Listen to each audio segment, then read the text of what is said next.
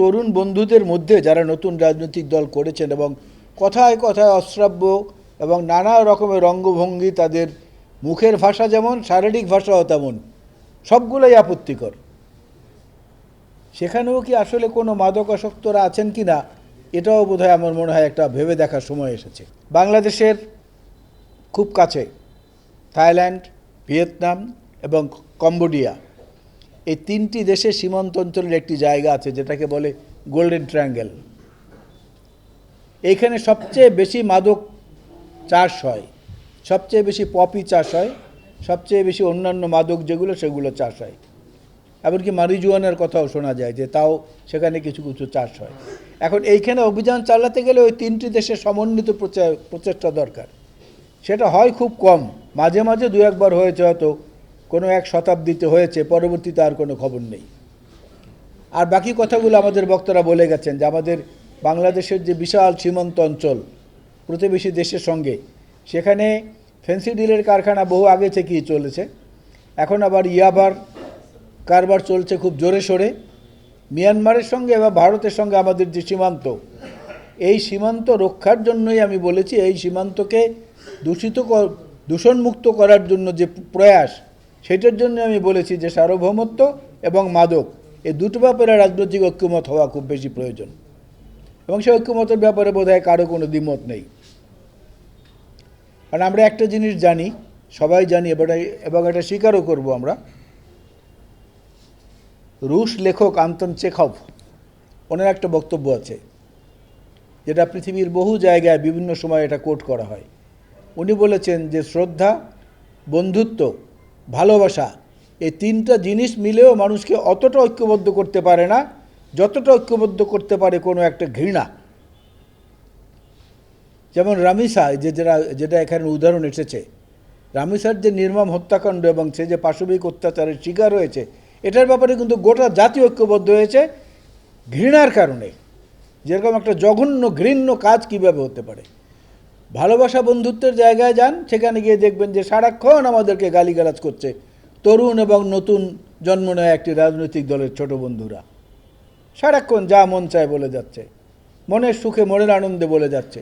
রাজনীতি করে না প্রধানমন্ত্রীর কন্যা, তাকে নিয়েও যা খুশি তাই বলছে। এখন এইটা যদি আমাদের কোনো আবেগী নেতাকর্মী বা কোনো সংবেদনশীল নেতাকর্মী এটাকে প্রতিরোধ করতে যায়, তখন বলবো যে এই সরকারি দল অত্যাচার করছে। সুতরাং সেন্সেশন কিন্তু খুব খারাপ জিনিস। এই কারণে আমি বলি, সকল রাজনৈতিক বিরোধীর ঊর্ধ্বে সার্বভৌমত্ব এবং মাদক, এই দুটো বিষয়ে জাতীয় ঐক্যমত তৈরি করার জন্য অবদান রাখার অনেক সুযোগ রয়েছে। সেই ক্ষেত্রে রাজনৈতিক নেতৃবৃন্দ যদি নাও পারেন, তাদের মধ্যে মতভেদ থাকবে। গণতন্ত্রের সৌন্দর্যটাই হচ্ছে মতভেদের ব্যাপার। মানে একটা বাগানে অনেক রকমের ফুল থাকে, কোনো ফুলে ঘ্রাণ নাই, কোনো ফুল দেখতে সুন্দর না, ঘ্রাণ ভালো, কোনো ফুল আছে। কালার এক্সপার্ট ডার্ক স্যাপ এবং মাইল্ড অন হ্যান্ডস টেকনোলজি সমৃদ্ধ অরিক্স অ্যাডভান্স ডিটারজেন্ট পাউডার আপনার লন্ড্রি এক্সপার্ট। দিক পরিবর্তন করে, সকালবেলা পূর্ব দিকে থাকে, সন্ধ্যাবেলা মধ্য দিকে থাকে, আবার বিকেলবেলা পশ্চিম দিকে চলে যায় সূর্যমুখী। অর্থাৎ সূর্যের উৎপত্তি যেখানে, সূর্য যেদিকে ঘোরে, সূর্যমুখী ঠিক সেদিকে ঘোরে। এরকম ফুলও তো বাগানে আছে। সুতরাং আমরা এই সমালোচনাগুলোকে ভালোভাবেই নিতে চাই, কিন্তু সবাই ভালোভাবে নেবে এমনটা কিন্তু না।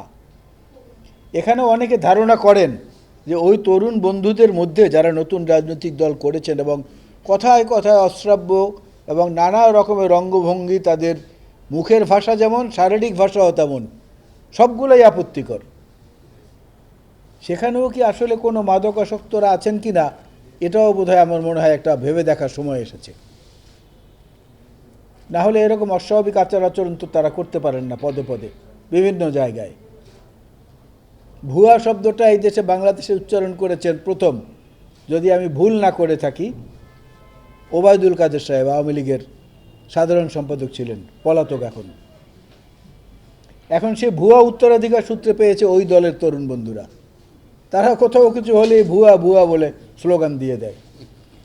এখন ভুয়ার তাৎপর্যটাতে কী, সেটা যদি তাদেরকে ডেকে জিজ্ঞেস করা যেত তাহলে হয়তো একটা সান্ত্বনা পেতাম। তাও তো উপায় নেই, কোন বেয়াদবি করে বসে তা তো ঠিক নাই। সুতরাং এই ব্যাপারটাও কিন্তু আমাদেরকে বুঝতে হবে যে আসলে এটাও একটা অ্যাডিকশন কিনা। অ্যাডিকশন না হলে এইভাবে ক্রমাগত সিরিজ আকারে তারা কিভাবে এটা করছেন। তো আমি আমার বক্তব্য এই বিষয়ে লম্বা করব না। প্রচেষ্টাটা শুরু করতে হবে ঘর থেকে, মোজাম্মেল যথার্থই বলেছে। পারিবারিকভাবে যদি আমরা এটার ব্যাপারে সতর্ক থাকি তাহলে সেখানেই প্রতিরোধ করাটা সবচেয়ে ভালো। কারণ ব্যক্তি থেকে পরিবার, সমষ্টি, পরিবার থেকে সমাজ, সমাজ থেকে দেশ। আমরা কথায় কথায় বলি ফ্যামিলি বন্ডিংস, সোশ্যাল বন্ডিংস।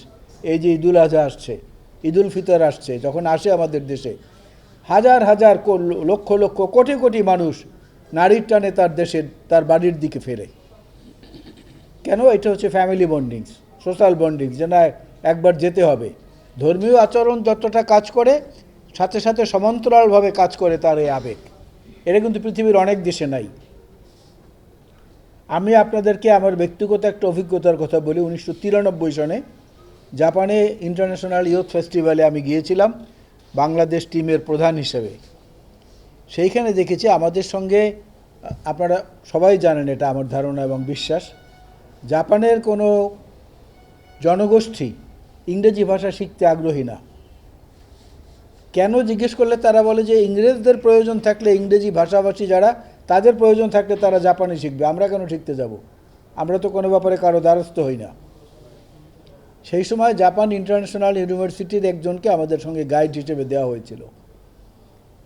সেই ছেলেটি হঠাৎ একদিন দেখলাম খুব বিমর্ষ। 2 মাসের একটা লম্বা কর্মসূচি ছিল আমাদের। তাকে জিজ্ঞেস করলাম তোমার কি হয়েছে? বলে যে আমার মা মারা গেছে। যে মা মারা গেছে, তাহলে তুমি যাও। বলে না, আমি তো যেতে পারবো না, আমার তো এটা অফিসিয়াল ডিউটি। তো আমি আমার ভাইকে বলে দিয়েছি যে আমার পক্ষ থেকেও একটা পুষ্পস্তবক মায়ের কফিনের উপরে দিয়ে দেওয়ার জন্য। এশিয়ান কান্ট্রি কিন্তু জাপান, 1993 সনের কথা বলছি আমি। তখন তারা এতটা যান্ত্রিক হয়ে গেছে।